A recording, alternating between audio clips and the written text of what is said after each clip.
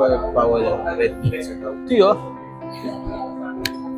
Alam mo ba, meron akong isang pasyente, 37 years old. Dalawa. Yung isa, may gout siya.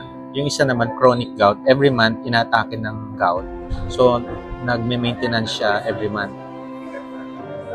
Nung nakita niya ako sa Facebook, nagulat. Nagtataka siya kasi may lecture ako regarding sa gout. That you can eat meat. You can eat red meat. Hindi ka atake ng gout.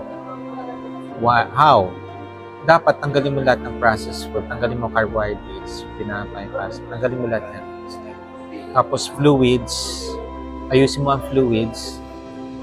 Alam mo ginawa nung pasyente ko, nagpa-consult, tapos nung nalaman niya yung gano'n, ginawa niya. Ayun, tuwang-tuwa. Hindi na siya inatake ng gout, nakakapag-steak pa siya.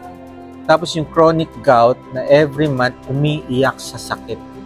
Hindi nakakapasok dahil palagi. Monthly may gout attack. Naiiyak na siya. Sobrang sakit, hindi siya makalakad. Nung nagpa-monitor sa amin, nagpa-guide, naiyak. Dahil first time niya nakaranas ng ginhawa. May gout din ako noon. Gout attack. Mamamagay yung si Kuya Gibo nga, meron din gout attack yun.